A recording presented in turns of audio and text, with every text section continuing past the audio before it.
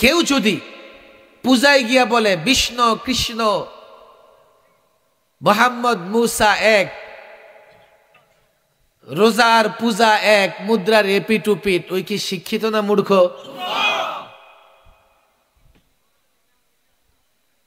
এখন বলেন, এই লোক যদি কোন দলের নেতা হয়, চাই ইসলামী দল হোক চাই নন ইসলামী দল হোক, আমার মতো জুব্বা পাগড়ি পড়া হোক, এই লোকের যদি এলেম না থাকে সে কোনোদিন নেতা হতে পারবে না। আপনি যে নেতা মানেন, আপনার তো খবর নাই দলের কারণে সম্পর্কের কারণে এমন লোকের নেতা মানতেছেন যার নেতৃত্বের প্রথম মাপকাঠি এলেম নাই, আর যার এলেম নাই সে কোনোদিন হেদায়েতের পথে চলতে পারবে না। আফসুস রে ভাই, অনেক যুবকরা এখানে আসে, আমি তোমাদের হাতে পায়ে ধরে বলি, দেখো ইসলাম এত বড় নেয়ামত তোমরা কল্পনাও করতে পারবা না। ইসলামে কোনো বাড়াবাড়ি নাই। আমরা এই কথা বলি না যে যাও মন্দিরে গির্জায় আক্রমণ করো, ইসলামের সুযোগ নাই। আমরা এ কথা বলি না অমুসলিমদের বাড়িঘর দখল করো, আমরা এ কথা বলি না তাদেরকে ধরো মারো। ইসলামের সুযোগ নাই বলেই বাংলাদেশে পৃথিবীর যে কোনো দেশের তুলনায় সংখ্যালঘুরা নিরাপদে আছে, শান্তিতে আছে। এই আয়াতটা ইদানিং তেলাওয়াত করি কেন জানেন? এখন প্রসঙ্গই চলতেছে, এমন প্রাসঙ্গিক ভাবেই এই আয়াত তেলাওয়াত করা লাগে এবং এই আয়াতের উপরে কিছু কথা বলা লাগে। কিন্তু বিষয়টা যেহেতু সেন্সিটিভ, স্পর্শকাতর, মনোযোগ দিয়ে না শুনলে এটা নিয়ে বাড়ি যেতে পারবেন না। মনে হবে কি আলোচনা করছে, কিচ্ছু তো বুঝলাম না। হয়তো বা আরো অনেক যুবক আছে, অনেক লোকজন ছিল, তাতে কিচ্ছু যায় আসে না। আলোচনা কয়জন বুঝলো আর কয়জন সেটা নিয়ে বাড়িতে যেতে পারলো, এটাই আসল। দল বেঁধে আসলাম, দল বেঁধে গেলাম, খালি আসলাম খালি গেলাম। কেন আমি আয়াত তেলাওয়াত করেছি?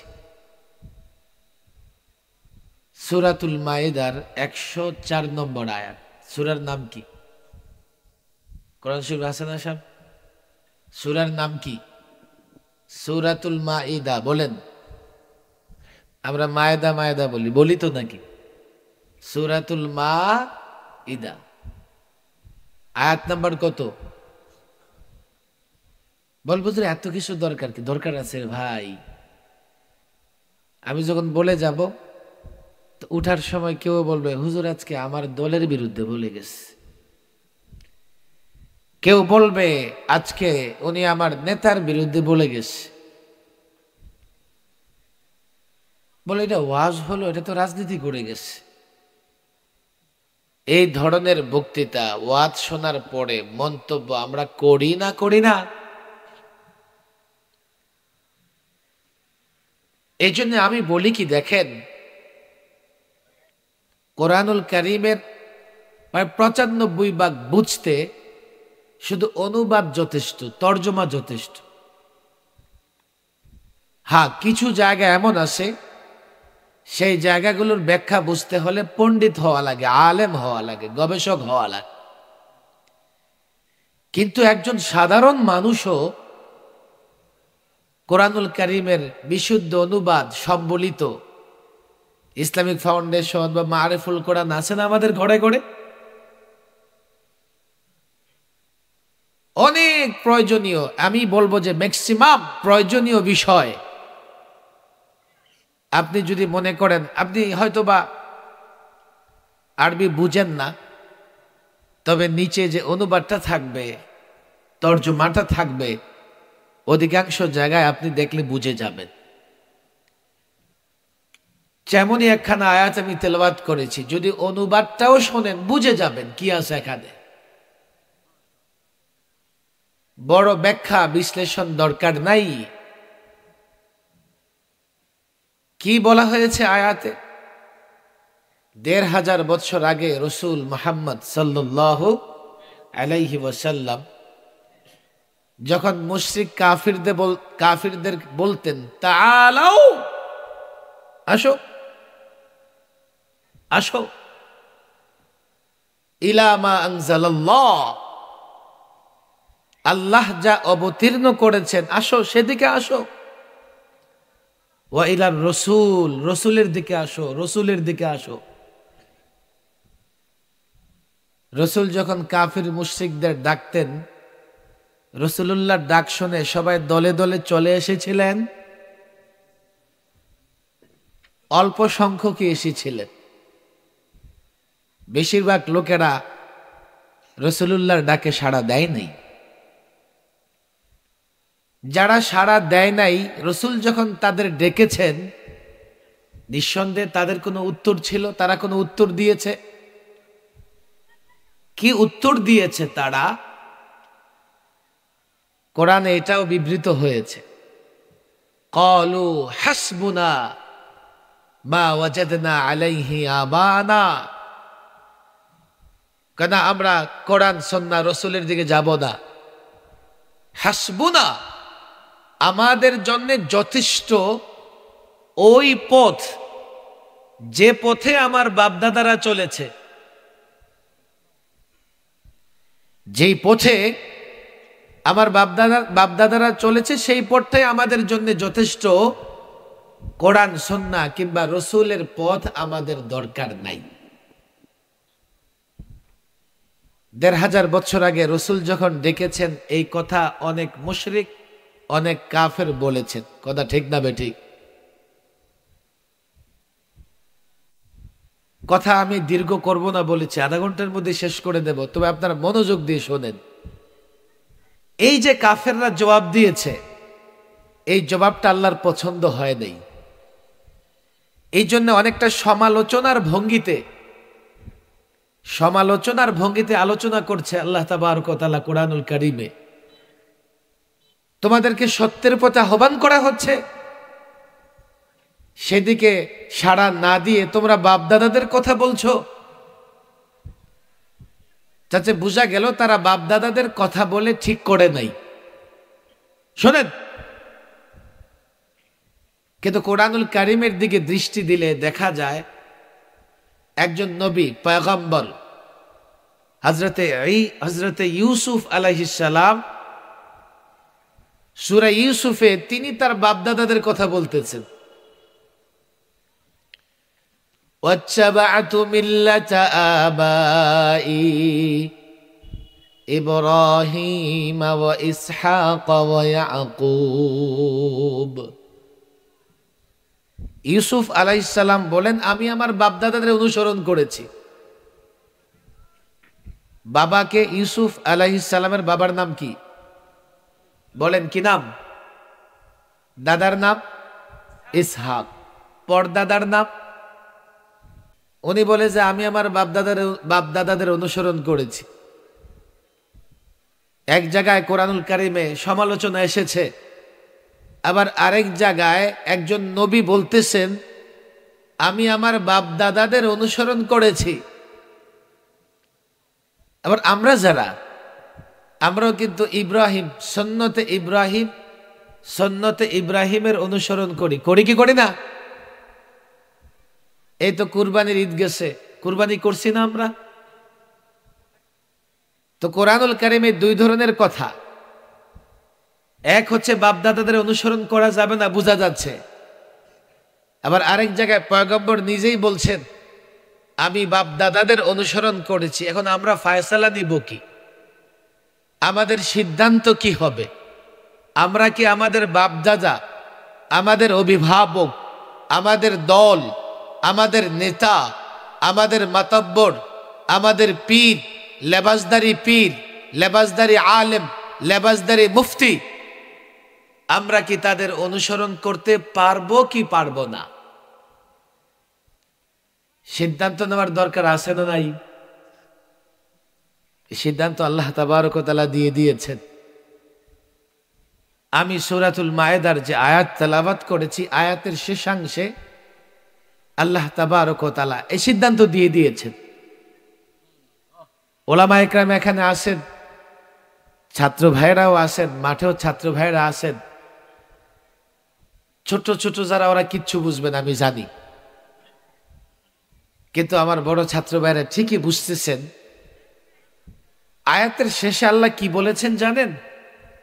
আরে তারা যে মুশরিক কাফেররা যে তারা তাদের বাপ দাদাদের অনুসরণ করে, আওয়ালাউ কানা আবাউহুম লা ইয়ালামুনা শাইআন ওয়া লা ইয়াহতাদুন, তাদের বাপ দাদারা যদি কিছুই না জানে, তাদের বাপ দাদারা যদি হেদায়েতের পথে না থাকে, তারপরেও কি তারা তাদের বাপ দাদাদের অনুসরণ করবে? বুঝেন নাই? এই যে মুশরিক কাফেররা বলতেছে তারা তাদের বাপ দাদাদের অনুসরণ করে, আল্লাহ বলতেছে তাদের বাপ দাদাদের যদি ইলম না থাকে, তাদের বাপ দাদারা যদি হেদায়েতের পথে না চলে, তারপরেও কি তারা তাদের বাপ দাদাদের অনুসরণ করবে? এখানে দুইটা জিনিস। কয়টা জিনিস বলেন? কয়টা? এক, তাদের বাপ দাদাদের ইলম নাই। কোরআন আসমানি কিতাবের ইলম ছিল। আবু জাহেল আলেম ছিল নাকি? আবু লাহাব, উতবা, শাইবা ইলম ছিল না। দ্বিতীয়ত তারা হেদায়েতের পথে ছিল না। হেদায়েতের পথে মানে কি? ইলম অনুযায়ী, আসমানি কিতাবের নির্দেশনা অনুযায়ী, কোরআন সুন্নাহ অনুযায়ী, কোরআন সুন্নাহর জ্ঞান থাকবে। সেই জ্ঞান অনুযায়ী যদি পরিচালিত হয়, তাহলে বলা যাবে এই লোকটা হেদায়েতের উপর আছে। কথা ঠিক না বেঠিক? আল্লাহ কাফেরদের কথার সমালোচনা কেন করেছেন? তারা এমন বাপদাদাদের অনুসরণের কথা বলছে যেই বাপদাদাদের এলেমও নাই, যেই বাপদাদারা হেদায়েতের পথেও নাই। কথা ঠিক না বেঠিক? এখন হযরত ইউসুফ যে বলছে আমি আমার বাপদাদাদের অনুসরণ করি, আর ইউসুফ আলাইহিস সালামের বাপদাদারা নবী ছিলেন। কথা ঠিক না বেঠিক? আলেম, এলেম ছিল, ছিল কি ছিল না? হেদায়েতের পথে ছিল কি ছিল না? এই জন্য ইউসুফ বলছেন, হযরত ইউসুফ আলাইহিস সালাম বলেছেন আমি আমার বাপদাদাদের অনুসরণ করি, কেননা তাদের এলেমও ছিল, আবার এলেম অনুযায়ী চলেছে, মানে তারা হেদায়েতের পথেও ছিল। তাহলে আমরা কি ফয়সালা পাইলাম? সিদ্ধান্ত কি পাইলাম? আপনার বাপদাদা হোক, আপনার দল হোক, আপনার নেতা হোক, তার অনুসরণ করতে হলে তার মধ্যে কয়টা জিনিস লাগবে? বলেন কয়টা? আপনাদের কষ্ট হইতেছে? আধা ঘন্টা হয়ে গেছে, বলেন এটা ক্লাস হইতেছে। কারো অনুসরণ করতে হলে তার মধ্যে কয়টা জিনিস লাগবে? বলেন কয়টা জিনিস? আরো জোরে কয়টা? বলেন কয়টা? কয়টা? এক নাম্বার, বলেন এক নাম্বার, এক নাম্বার, এক নাম্বার, দুই হেদায়েত, দুই, দুই, বলেন দুই, দুই, আরো জোরে। বলে হুজুর আপনি তো বলছিলেন, কি প্রসঙ্গ নিয়ে যেন এটা আলোচনা করেছেন? যেই ব্যক্তিটা মুসলমান হয়ে হিন্দুদের পূজায় গিয়া শুভেচ্ছা জানায়, তার এলেম আছে? হুজুর বুঝলাম না। আচ্ছা শুভেচ্ছা মানে কি? শুভ ইচ্ছা। শুভেচ্ছা মানে কি? বলেন শুভেচ্ছা মানে কি? শুভ মানে কি? ভালো, কল্যাণ। আর ইচ্ছা মানে চাওয়া, কামনা। তো শুভেচ্ছা মানে হচ্ছে কল্যাণ কামনা করা। শুভেচ্ছা মানে কি? মূর্তি পূজা কি হালাল না হারাম? মূর্তি পূজা করলে ঈমান থাকে? মুশরিক হয়ে যায়। তাহলে এর চাইতে জঘন্য কাজ আর আসে? যে ব্যক্তিটা এই জঘন্য কাজের কল্যাণ কামনা করে সেটাও জঘন্য। বলবেন হুজুর তাহলে কি সে মুশরিক কাফের হয়ে গেছে? না, আমি সেটা বলি না, বরং আমি বলি তার এলেম নাই, সে মূর্খ। কেউ যদি পূজায় গিয়া বলে বিষ্ণু কৃষ্ণ মোহাম্মদ মুসা এক, রোজার পূজা এক, মুদ্রার এপিট উপিট। ওই কি শিক্ষিত না মূর্খ?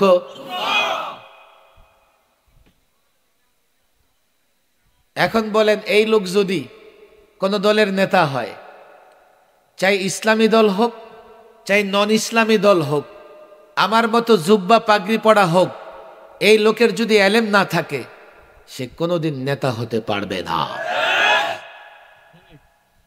আপনি যে নেতা মানেন, আপনার তো খবর নাই দলের কারণে সম্পর্কের কারণে এমন লোকের নেতা মানতেছেন যার নেতৃত্বের প্রথম মাপকাঠি এলেম নাই, আর যার এলেম নাই সে কোনোদিন হেদায়েতের পথে চলতে পারবে না। আফসুস রে ভাই, অনেক যুবকরা এখানে আসে, আমি তোমাদের হাতে পায়ে ধরে বলি, দেখো ইসলাম এত বড় নেয়ামত তোমরা কল্পনাও করতে পারবা না। ইসলামে কোনো বাড়াবাড়ি নাই। আমরা এই কথা বলি না যে যাও মন্দিরে গির্জায় আক্রমণ করো, ইসলামের সুযোগ নাই। আমরা এ কথা বলি না অমুসলিমদের বাড়িঘর দখল করো, আমরা এ কথা বলি না তাদেরকে ধরো মারো। ইসলামের সুযোগ নাই বলেই বাংলাদেশে পৃথিবীর যে কোনো দেশের তুলনায় সংখ্যালঘুরা নিরাপদে আছে, শান্তিতে আছে। আপনি বলেন আমাদের প্রতিবেশী দেশে 8 বছরের বাচ্চাকে ধরে জোর করে স্লোগান দেওয়ানো হচ্ছে, বলো জয় শ্রীরাম, বলো জয় শ্রীরাম। 54 বছরের বাংলাদেশে আমরা কোন একজন অমুসলিমকে জোর করে এই স্লোগান দেওয়াই নাই, বলো আল্লাহু আকবার। কথা ঠিক না বেঠে? সবচেয়ে নিরাপদ তারা। কেন? ইসলাম জবরদস্তি পছন্দ করে না। কিন্তু এর মানে এই না তুমি গিয়া তার সঙ্গে মূর্তি পূজা করতে থাকবা। সেটা ভোটের জন্য হোক কিংবা অজ্ঞতা মূর্খতার কারণে হোক, একজন মুসলমান জেনে বুঝে কোন শিরিক কুফুরি কাজে যদি শুভেচ্ছা জানায়, ঈমান আর কুফুরকে যদি এক মনে করে, নামাজ আর রোজাকে আর পূজার সঙ্গে যদি তুলনা করে, সে যাই হোক, যে কোনো সংগঠন করুক, দল করুক আর ইসলামের নামে করুক, জেনে বুঝে করলে তার ঈমান থাকবে না। কি করবেন ওয়াজ শুনে যদি ঈমান না থাকে? কোনো ফায়দা হবে না। কি হবে ইসলামী দল করে? ঈমানটাই যদি না থাকে কি হবে? ইসলামের বড় বড় স্লোগান দিয়া নিজের ঈমানটাই যদি হেফাজত করতে না পারো। বলে হুজুর আমাদের কেন বলতেছেন? তাদেরকে বলেন আপনাদের কেন বলতেছি? বাংলাদেশের একটা কালচার আছে, স্বভাব আছে। বলে না আমার দেশে যে আগের লাঙ্গল যেদিকে যায় পেছনের লাঙ্গল। এখন আমাদের দেশে নেতারা যেদিকে যায় তার কর্মীরাও সেদিকে যায়। কথা ঠিক না বেঠে? আমি আপনাদের চোখে আলো দিতে চাই, মুরিদ বানাইতে আসি নাই। যে আমার মুরিদ হয়ে যান, আমি যা বলতেছি সব মেনে নেন, আমার কথা একটাও মানতে হবে না। আপনি শুধু বিবেক বুদ্ধি এই জায়গায় খাটান। একজন হলো মুরিদ হয়ে অন্ধ থাকা, বাস দলের কর্মী হয়ে অন্ধ হয়ে যাওয়া, নেতা যেদিকে আসে সেদিকে যাবে।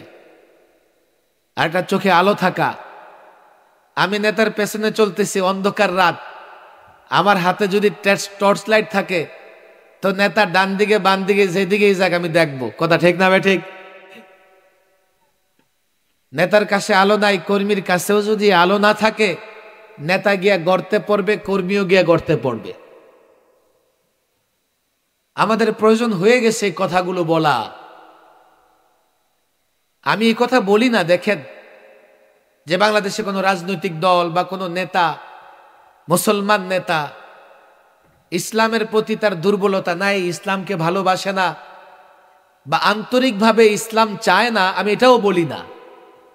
আন্তরিকভাবে ইসলাম চায়, ইসলামকেও ভালোবাসে, ইসলামের উন্নতি অগ্রগতিও চায়, মুসলমানকেও ভালোবাসে, সমস্যা হচ্ছে ইসলাম কোরআন সুন্নাহর জ্ঞান তার ভেতরে নাই।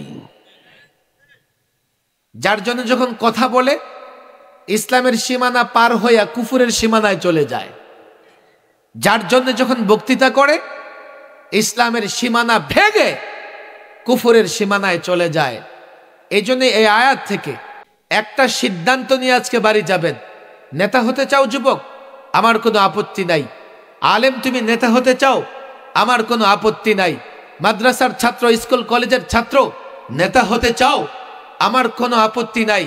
কিন্তু নেতা হয়ে এই জাতিকে যদি সঠিক পথে হেদায়েতের পথে রাখতে চাও তো ঈমান ইসলাম সম্পর্কে তোমার ইলম থাকা লাগবে এবং সেই ইলম অনুযায়ী চলতে হবে। তাহলেই সে হেদায়েতের পথে থাকবে আর জাতিও তার পিছনে চললে হেদায়েতের পথে থাকবে। কথা ঠিক না বেঠিক? তাহলে নেতার জন্য কয়টা জিনিস লাগবে বলেন? কয়টা বলেন? কয়টা বলেন? কয়টা? হুজুর ছাড়েন, জেনে পাবো নোট মারবো গিয়া ভোট। দরকার কি হুজুর এসব জেনে বুঝে? কচকচে নোট যার আসবে, আসতেছে সামনে, এমন নানা রকমের খেলা হবে। যদি বলে হুজুর আমরা তো জাগতিক নেতা, আপনি কি এখন আমাকে মাদ্রাসায় ভর্তি করাই দিবেন? আছে অনেক দলের বড় বড় নেতা আছে না, এমনকি আমি ওনাদেরকে মাদ্রাসায় নিয়ে ভর্তি করাই দেব? তারা তো বলবে আমারে, বা এখানে কোনো নেতা থাকলে বলবে হুজুর ওয়াজ তো করে যাইতেছেন। আমি বলি না, তোমার এই বয়সে আমি মাদ্রাসায় ভর্তি করাতে চাই না। তুমি দিন শেখার চেষ্টা করো। মাদ্রাসা ছাড়াও এদেশে দিন শেখার আরেকটা সহজ রাস্তা আছে, দাওয়াত ও তাবলীগে মেহনত করা। 3 দিনের জন্য যাও, 10 দিনের জন্য যাও, পারলে চিল্লা লাগাও, গিয়া ওখানে নিজের প্রত্যেকটা আমল, প্রত্যেকটা কথাকে দুরুস্ত করো, ঠিক করার চেষ্টা করো। বলে হুজুর আমি ওয়াশরুমে যাওয়ার সুযোগ পাই না, আমার এই সেই ইন্ডাস্ট্রি, ব্যবসা বাণিজ্য, কত কিছু, আপনাদের মতো তো ফ্রি ফ্রি খাই না। আমি 3 দিন দূরের কথা 3 ঘন্টাও দিতে পারবো না। আমি ওই নেতাদের বলি, যদি আপনাদের হাতে সময় না থাকে, আপনারা দিন শিখতে না পারেন, দিন শেখার জন্য সময় না পারেন, সময় বের করতে না পারেন, একজন ভালো আলেম, একজন হক্কানি আলেমের সঙ্গে সম্পর্ক রাখবেন। আপনার কথা কাজ সেই আলেমের সঙ্গে পরামর্শ করে করবেন। কথা ঠিক না বেঠিক? আমরা কোনো রাজনৈতিক নেতার বিরুদ্ধে বলতে চাই না। কখন 15 টাকা বাজার করে খাওয়াইছে আপনারে আর 5 টাকা হাদিয়া দিস, এই জনগণ বুঝে না। তোমার কাছ থেকে যেটা নেয় না, তোমার বরকতে। এদেশে কেউ রাজনীতিতে লস রাজনীতি করে কেউ? আমারে বলো লস প্রজেক্ট। তোমারে যেটা দেয় 5 বছরে এর 5 গুণ তোমার চর্বি বিক্রি করে উদ্ধার করবে। কথা ঠিক না মিটে? আমি আমার এলাকার লোকদের বলতেছি, আমার এলাকার লোকেরা হোম নাই তো এখান থেকে বেশি দূরে না মনে হয়, এই কথা কইস না, ওদেরকে গিয়ে মারামারি করতেছে মনে হয়, দেখ ও সিএনজি স্টার্ট দিতেছে না, আপনাদের কষ্ট হইতেছে, এই শেষ 2-4-5 মিনিট, লম্বা গরম না, বুঝানোর জন্য বলতেছি রে ভাই। এলাকার লোকেরা বলে যে আপনি কি এই সেই হবেন, আসেন না কেন? আমি কি ওয়েট, এখন গিয়ে কি করুম আমি, এখনো তো অনেক দিন বাকি। আর আমি তখনও যদি যাই এ কথা বলবো যে মন চাইলে দিয়েন, নাইলে দিয়েন না। হয়তো লোকেরা বলবে যে এইভাবে বললে কি মানুষ ভোট দিবে? আমি না দেখ, আমার তো সংসদে যাওয়ার সময়ই নেই। মানুষকে এতটুকু বলে দেওয়া, তোমার জন্য যে বরাদ্দ আসবে এর একটা গম কিংবা একটা চাউল আমি এমপি হয়ে গেলে সেখান থেকে ধরবো না। আপনারা জানেন না ভাই, একটা এলাকায় যেই পরিমাণ সরকারি বরাদ্দ, মিস্টার 10, মিস্টার 20, যদি জায়গায় জায়গায় ভাগ না হইতো তো ওই এলাকায় সত্যিকার অর্থেই উন্নয়ন ছাড়া 1 ইঞ্চি জায়গা থাকতো না। গত 16 বছরে প্রথমে শুনছি 18 লক্ষ কোটি টাকা, এখন শুনতেছি 26 লক্ষ কোটি টাকা পাচার হয়েছে দেশ থেকে। এই টাকা আপনাদের টাকা। 32,000 কোটি টাকায় পদ্মা সেতু হয়েছে, তাহলে 26 লক্ষ কোটি টাকায় অন্তত 100 পদ্মা সেতু বানানো যাইতো। এই বাংলাদেশটারে কমপক্ষে 5 বছর চালানো যাইতো। এদেশের সবচাইতে বড় সমস্যা হচ্ছে দুর্নীতি। আপনি যান সরকারি অফিসগুলোতে, পয়সা ছাড়া ফাইল নড়বে না। ভালো মানুষ আছে, আমি বলবো না যে ভালো মানুষ নাই, কিন্তু ভালো মানুষ খুব বেশি একটা নজরে পড়ে না। আমি মৌলভী সাহেব যদি সরকারি কোনো অফিসে যাই, আল্লাহ মাফ করুক, টাকা না দিলে আমার ফাইল বছরের পর বছর পড়ে থাকবে, আমার দুশ্মনের পক্ষে রায় চলে যাবে। শুধু যদি দুর্নীতি বন্ধ করা যায়, সত্যিকার অর্থেই এদের সোনার দেশে পরিণত হবে। এই জন্য নেতার ভেতরে কয়টা গুণ লাগবে বলছিলাম? নিয়ে বাড়ি যাবেন না রেখে যাবেন? বাড়ি যাবেন তো? কয়টা বলেন, কয়টা? নেতার কোরআন সুন্নাহর এলেম থাকতে হবে। হবে কি হবে না?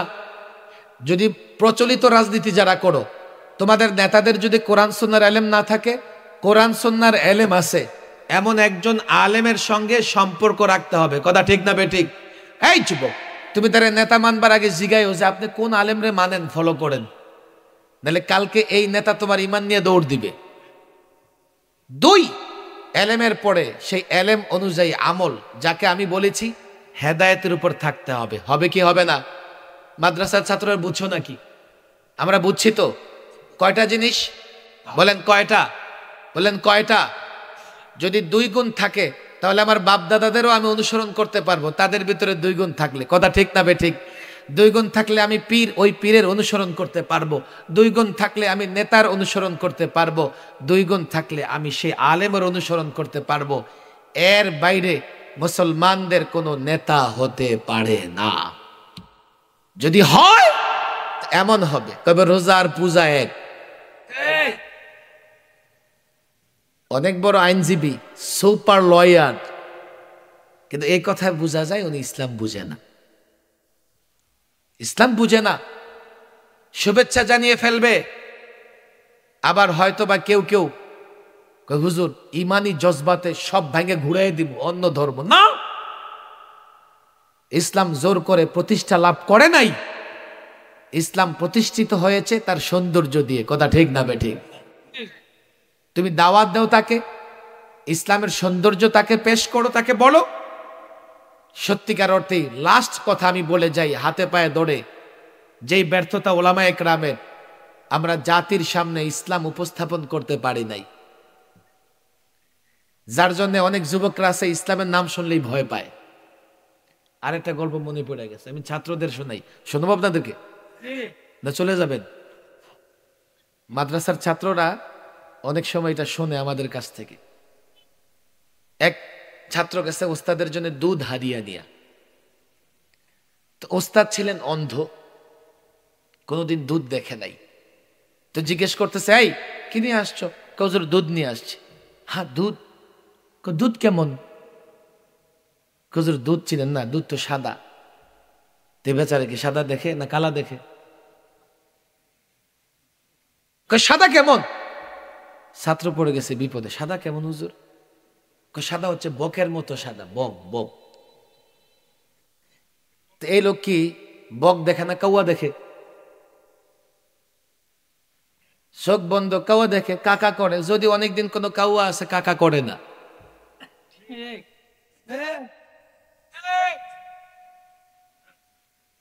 অন্ধ ওস্তাদ কয়, আরে বক কেমন? সে তো কোনদিন বকে দেখে নাই। হুজুর এমন। ওস্তাদ হাত ঘুরাইতেছে, বাবার এগুলা নিয়ে যা, এই দুধ আমার গলা দিয়ে যাবে না। এই যুবকরা যদি আমি ইসলামের কথা, হুজুর কি কইতাছেন এগুলো? আমি তোমাদেরকে ইসলাম বুঝাইতে পারি নাই বলে তোমরা মনে করতেছো দুধ মনে হয় এমন, ইসলাম মনে হয় বাঁকা। ইসলাম হচ্ছে স্বভাবজাত ধর্ম। আমরা বরফে হাত দিলে ঠান্ডা লাগে না গরম লাগে? আগুনে হাত দিলে বলেন আগুনে হাত দিলে আল্লাহু আকবার। ইসলাম এমন ধর্ম যেটা হালাল সেটা আরামদায়ক, যেটা হারাম সেটা কষ্টদায়ক। কিন্তু অনেকে আছে অসুস্থ হলে তার কাছে মিষ্টি মিষ্টি মনে হয়। যারা ইসলামের বিধান পালন করতে গিয়া কষ্ট পায় সে অসুস্থ। সে যদি সুস্থ হয় ইসলামের হালাল ভালো লাগবে আর হারাম তার কাছে ভালো লাগবে। আমি তো বলি আমি 1000 উদাহরণ দিতে পারবো তোমাদের জন্য। এখন ইসলাম যা হালাল করেছে দুনিয়াতেও কল্যাণের আখিরাতেও কল্যাণের। ইসলাম যা হারাম করেছে সেটা দুনিয়াতেও ক্ষতি আখিরাতেও ক্ষতি। তাহলে ইসলাম মানতে সমস্যা কোথায়? ব্যর্থতার জায়গা আলেমদের, মাদ্রাসার ছাত্রদের। তোমরা এই জাতিকে ইসলাম বুঝাইতে পারো নাই, যার জন্য জাতি ইসলামটাকে বোঝা মনে করে। এই যুগের চ্যালেঞ্জ হচ্ছে আলেমদের জন্য প্রত্যেকটা যুবককে ধরে ধরে ইসলাম বুঝাইতে হবে। ইসলামের প্রত্যেকটা বিষয় যৌক্তিক জায়গা থেকে, বাস্তবতার জায়গা থেকে যদি যুবককে বুঝানো যায়, এই যুবক জীবন দিয়া দিবে, ইসলাম ছাড়বে না। আমি এখন আপনারা এই যুগের জেনজি শিক্ষিত যুবক, বিজ্ঞান মনস্কা যুবক, আপনারা একদিকে বিজ্ঞান রাখেন, একদিকে ইসলাম রাখেন, একদিকে গোটা দুনিয়ার তন্ত্র মন্ত্র ধর্ম রাখেন, আরেকদিকে ইসলাম রাখেন। আল্লাহর কসম করে বলি, ইসলাম যা বলেছে প্রচলিত তন্ত্র মন্ত্র ইজম এবং প্রচলিত বাতিল ধর্মের প্রত্যেকটা বিষয়ের চাইতে ইসলাম 1000 গুণ ভালো, 1000 গুণ কল্যাণের। ইসলাম কেন মানবেন না বলেন? যেহেতু বুঝে না, ইসলাম মানে না। এই জন্য আমি বলি আমাদের ব্যর্থতার জায়গা এটা। আমি এলাকার আলেম, এখানে যে ওলামা একরাম আছেন, হাতে পায়ে ধরে বলে যাই, আপনারা নিজেরা আগে কি করেন? কোনো রোগী যদি সিরিয়াস হয় তো দেখবেন ডাক্তাররা মেডিকেল বোর্ড গঠন করে কি করে না, যে কিভাবে এই রোগীটাকে ট্রিটমেন্ট দেওয়া যাবে। আমাদের রোগীরা এখন সিরিয়াস হয়ে গেছে, মূর্তি পূজায় যায়, দুর্গা পূজায়ও যায়। আলেমরা একসঙ্গে বসে বোর্ড তৈরি করে, মেডিকেল বোর্ডের মতো। আপনারা ফিকির করেন কি করে এই যুবকদের ভেতরে ইসলাম ঢুকানো যায়। কেন আজকে যুব সমাজ নষ্ট হয়ে যাচ্ছে? কেন তারা রোজার পূজাকে এক মনে করতেছে? এই ব্যর্থতা আলেমদের। আমরা যদি যুবকদের বুঝাতে পারি, যেহেতু যুবকরা আন্তরিকভাবে ইসলাম চায়, আমার বিশ্বাস একটা যুবকও ইসলামের বাইরে যাবে না। তোমরা বলতে পারো ইসলাম যদি মানো গরিব হয়ে যাবা, মিথ্যে কথা। বরং ইসলামের বরকতে হযরতে আবু হুরায়রা রাদিয়াল্লাহু তাআলা আনহু পেটে খাবার নাই, মসজিদে নববীর বারান্দায় বারবার অজ্ঞান হয়ে পড়ে থাকতেন। ইসলামের বরকতে একটা সময় এমন হয়েছে রেশমি রুমাল দিয়ে নাক সাফ করতেছেন। কে বলেছে ইসলাম মানলে রাজনীতি করা যায় না? আরে তোমরা ততদিনই পৃথিবীতে রাজনীতি করেছো, রাজত্ব করেছো, যতদিন ইসলাম মেনেছো। আর ইসলাম ছেড়ে দিয়ে তন্ত্র মন্ত্র ইজমের যখন গোলামি করতেছো, পূজা করতেছো, তোমরা তাদের গোলাম হয়ে গেছো। তারা তোমাদের ঘাড়ে মাথা রেখে তোমাদের উপর রাজনীতি করতেছে, রাজত্ব করতেছে। আমি তো বলি আজও যদি ইসলাম ধরতে পারো, ইসলাম মানতে পারো, 56,000 বর্গ মাইলের বাংলাদেশ নয়, গোটা পৃথিবী শাসন করতে পারবে। কে বলেছে ইসলাম মানলে গরিব হয়ে যাবা? কে বলেছে ইসলাম মানলে নেতা হতে পারবা না? বরং ইসলামই তো তোমাদের সেই উন্নতির পথ দেখিয়েছে। ইসলাম বুঝি না বলে আমাদের এই অবস্থা। আল্লাহ তাবারক ওয়া তাআলা এই যুবকে মসজিদের আয়োজনকে কবুল আর মঞ্জুর করে নেন। সকলে দুরূদ শরীফ পড়েন, দুরূদ শরীফ।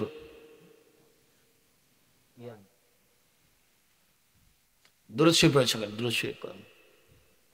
মাওলানা দোয়া করে দেন।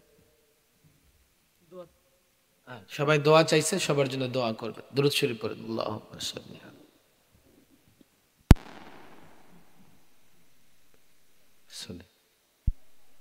থেকে নিয়ে শুরু করে একেবারে গাউসিয়া পর্যন্ত প্রতিদিনের জ্যামেট। এই ফ্যানটা বন্ধ করে দেন, বন্ধ করে দেন, আওয়াজ বেশি হচ্ছে ফ্যানটা।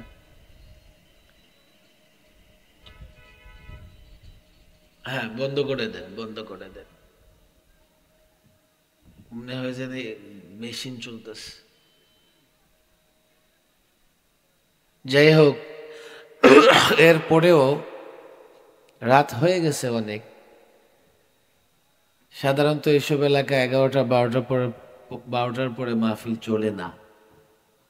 মাশাআল্লাহ, আপনারা অনেক লোকজন আছেন, রাস্তায় অনেক দাঁড়িয়ে আছে। আরো আধা ঘন্টা প্রোগ্রাম চলবে তো ইনশাআল্লাহ। আওয়াজ দুর্বল মনে হচ্ছে, কমাই দিব আরো 2 মিনিট কমাই দিলাম, 28 মিনিট। আরো কমাইতে হবে। রাস্তায় যারা দাঁড়িয়ে আছে ওনারা তো বলে হুজুর 1 মিনিটই শেষ, যাচ্ছি তো। আমার অনুরোধ থাকবে, অন্তত আমি যাদের দেখতে পাচ্ছি দু চোখ দিয়া নাক বরাবর যারা দাঁড়িয়ে আছে, কেউ রাস্তায় দাঁড়িয়ে থাকতে পারবে না। প্রয়োজনের সময় আরো কমাইয়া দিব, রাস্তায় কেউ থাকতে পারবে না, ওদের শয়তান ধরে আছে। এই যুবকরা, কই যায় ওদিকে, কই যায়? যাও যাও, এই জায়গায় দাঁড়ায় গন্ডগোল করো না, যাও গা। চারিপাশে যারা দাঁড়িয়ে আছে দয়া করে বসতে হবে। আমি সময় আরো কমাই দিব, অসুবিধা নেই, কিন্তু দাঁড়ায় কেউ থাকতে পারবে না। সামনে এসে সবাই বসে পড়ি, সবাই বসে পড়ি। চারপাশে যারা ঘোরাফেরা করতেছে বসে যাই। আপনারা নিঃসন্দেহে এলাকার যারা তারা আছেন, দূর দূরান্ত থেকে যারা মোটরসাইকেল গাড়ি নিয়ে আসছে চলে গেছে। রাত তো কম হয় নাই, যাওয়ারও কথা। আমি তো এলাকার লোকজনকে ওয়াজ শোনাইতে আইছি, দূর থেকে কে আসলো না আসলো দেখার দরকার না। যদিও এখন অনেক সময় লাগে ঢাকা থেকে এখানে আসতে, তারপরও আমরা মনে করি নরসিংদী ঢাকার কাছে। এই জন্য নরসিংদীর লোকজন প্রোগ্রাম চাইলে বেশি একটা ফেরত দেই না। দূর দূরান্তে ঘন্টার পর ঘন্টা সফর করে প্রোগ্রাম করে তো কষ্টকর। কিন্তু এখন নরসিংদীটাও দূরে হয়ে গেছে জ্যামের কারণে। একটা প্রোগ্রামের জন্য আসলেই আসা যাওয়ায় 8-10 ঘন্টা সময় নষ্ট হয়ে যায়। আপনারা যারা আছেন বড় জোর 2-4 কদম দিবেন, মাহফিল শেষ হলে বাড়ি চলে যাবেন। হয়তোবা কেউ কেউ দূরেরও আসেন, তবে এলাকায় 12টা পর্যন্ত মাহফিল চলে চলে মাশাআল্লাহ, আমি জানি। আর যদি 2 গ্রামে লাগাই দেওয়া যায় তো সারা রাতও চলে। আপনাদের থানার নাম কি? মাশাআল্লাহ, মারামারি স্পেশালিস্ট। এই বছর একটাও করেন নেই? ওদিকে আপনাদের দিকে মনে হয় নেই, তবে আশঙ্কা আছে হইতে পারে। মাশাআল্লাহ, না করুক। যাই হোক, আমার আলোচনা যেহেতু লম্বা হবে না, আপনারা কতক্ষণ দাঁড়ায় থাকবেন? স্টেজে আসেন, দাদা স্টেজে আসেন।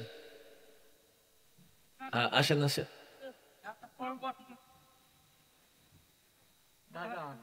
ঠ্যাং শক্ত থাকলে দিমনে বাড়ি ঠ্যাঙ্গে।